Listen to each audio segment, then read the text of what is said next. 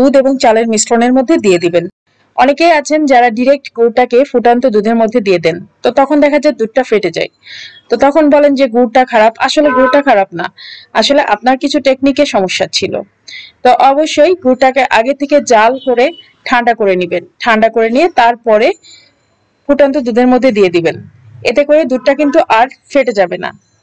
তো এতে করে দুধের পায়েসটা আরো বেশি মজা হবে। আর দুধটা যদি ফেটে যায় তাহলে কিন্তু একদম ভালো লাগবে না গুড়ের পায়েসটা।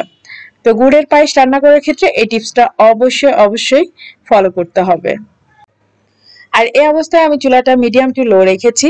আর বেশ কিছুক্ষণ জাল করার পরে আমি দেখলাম চালটা খুব ভালো মতো সিদ্ধ হয়ে গিয়েছে এবং দুধটাও খুব ভালো মতো ঘন হয়ে আসছে।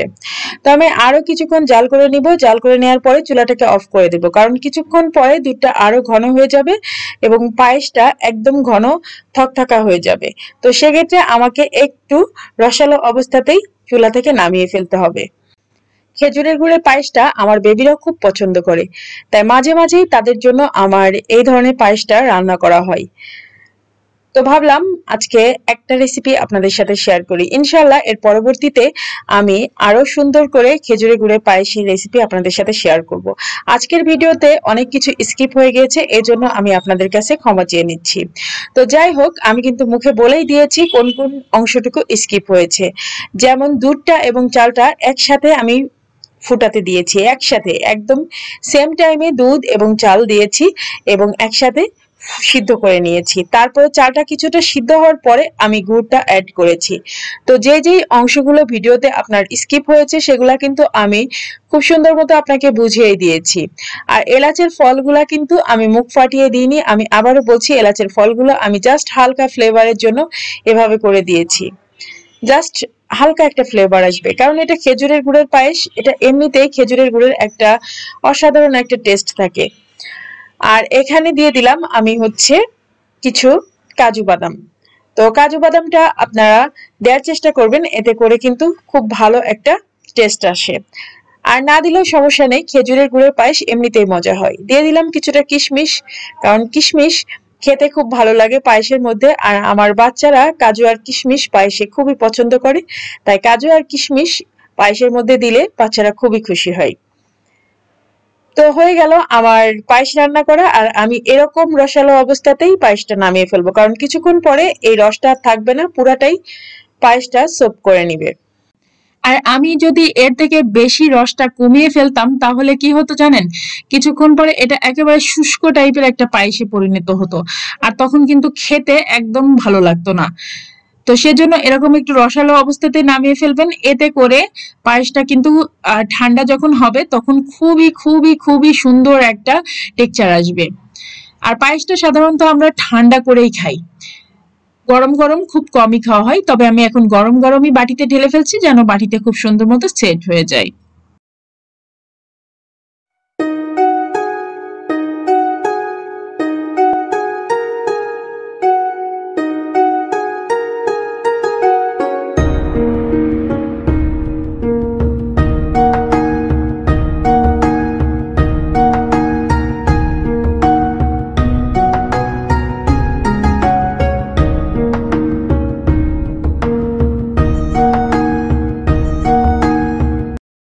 এখন কিছু কাজু বাদাম কুচি আর কিশমিশ আমি উপর দিয়ে দিব। তো কাজু বাদাম গুলাকে আমি এভাবে কুচি কুচি করে নিয়েছি, আর এগুলাকে এখন পায়েসের উপরে একটু ছড়িয়ে দিব, এতে করে ফ্লেভারটা আরো সুন্দর আসে।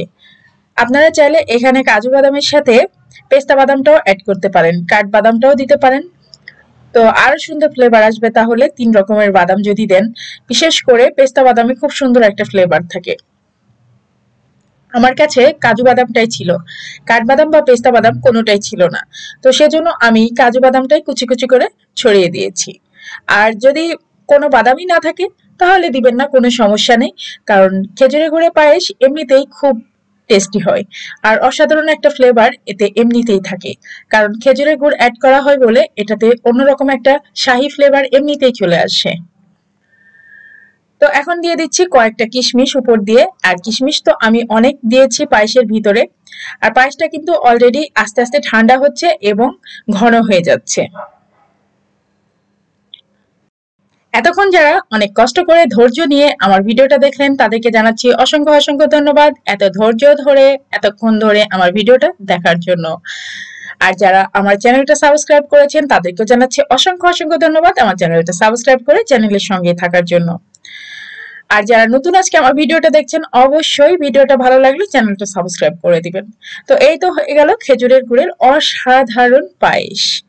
ইনশাআল্লাহ আল্লাহ বাঁচায় রাখলে দেখা হবে, কথা হবে পরবর্তী রেসিপিতে, পরবর্তী ভিডিওতে। তো আজকের মতো বিদায় নিচ্ছি। সবাই ভালো থাকবেন, আমার বাচ্চাদের জন্য সবাই দোয়া করবেন। আল্লাহ হাফেজ।